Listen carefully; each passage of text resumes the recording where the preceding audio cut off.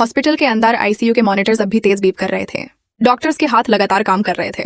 नहार के आंखों में नींद, आंसू सब कुछ सूख गया था। उसने सिर्फ एक ही दुआ मांगी थी, बस एक बार मेरी रूही को वापस कर दो।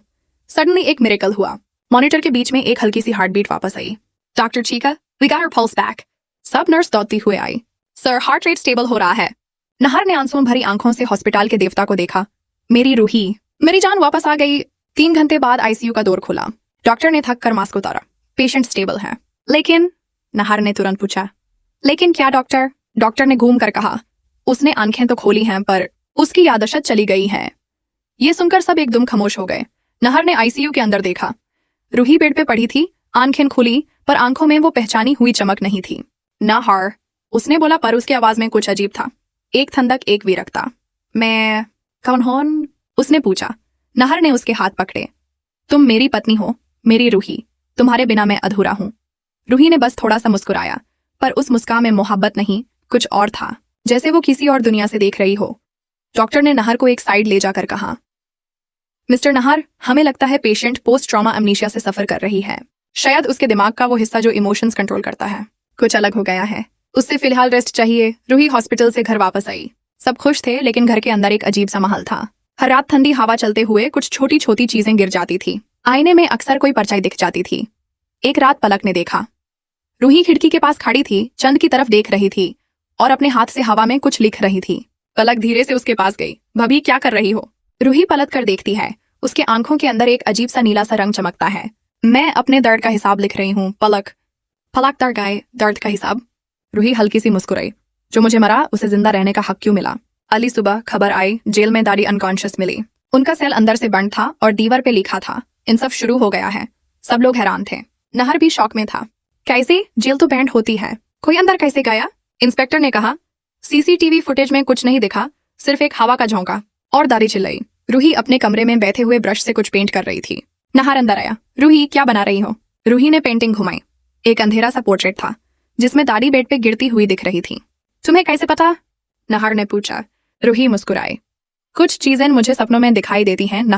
नहर पहले तो हैरान हुआ, पर उसने कुछ नहीं बोला। पर रात को उसने महसूस किया, रूही के हाथ पे एक नया निशान था, जैसे किसी ने जलाया हो। नेक्स्ट डे दादी की डेथ न्यूज आई। हार्ट अटैक से डेथ हुई। नहर शॉक में था, पर वो तो कल ही ठीक थी। पलक ने धीरे से कहा, भैया मुझे लगता है भाभी कुछ छुपा रही है। नहर गुस्सा हुआ। पलक, रूही ऐसे कभी नहीं कर सकती, उसने तो सबका दुख झेला है। पर पलक ने चुपके से एक दिन कैमरा लगाया रूही के कमरे में। उस रात जब सब सो गए, रूही उठी, सीधे आईने के पास गई और उसके चेहरे का रिफ्लेक्शन मुस्कुरा रहा था, पर उसके असली चेहरे पे कोई एक्सप्रेशन नहीं। रिफ्लेक्शन ने कहा, अब एक और बाकी है रूही। रूही ने कहा, हाँ नहर। कैमरा बैंड हो गया। पलक ने यह सब नहर को दिखाया। नहर ने डिसबिलीफ में कहा, यह इम्पॉसिबल है, रूही ऐसे नहीं हो सकती।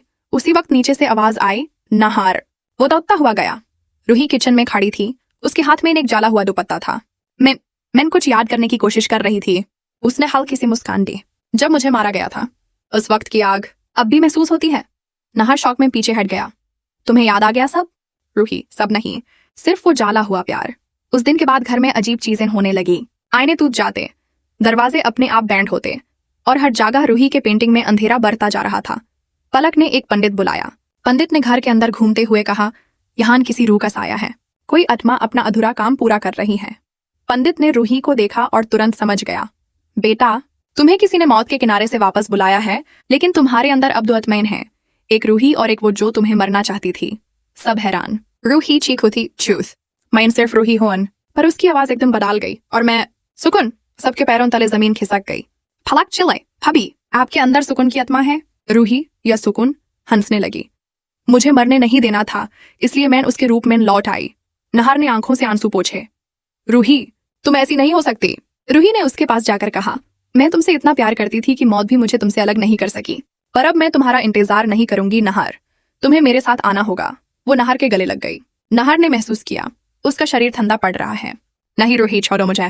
रूही चीखी, मैं तुम्हें कभी नहीं छोड़ूंगी। लाइट्स बैंड हो गई, हर जगह अंधेरा। पलक ने टॉर्च ऑन की। नहर बेहोश पड़ा था और रूही गायब थी। बस आईने पे लिखा था, अब प्यार और मौत अलग नहीं रहे। हॉस्पिटल के टेरेस पर एक सेफ्ट दुपट्टा उड़ रहा था। कैमरा जूम करता है, रूही वहीं खड़ी थी, हवा उसके बालों को उड़ा रही थी। उसने नीचे देखा, नहर एम्बुलेंस में ले जाया जा रहा था। उसके होठों पे एक मुस्कान थी, अब हम मिलेंगे एक अलग दुनिया में। वो टेरेस से कुटती है, पर नीचे पहुंचने से पहले ही हवा में घुल जाती है। एक हल्की सी आवाज गूंजती है, मन सुंदर पर रो और भी अंधेरी, स्क्रीन ब्लैक। एक कैंडल अपने आप जलती है और उसके धुएं में लिखा आता है,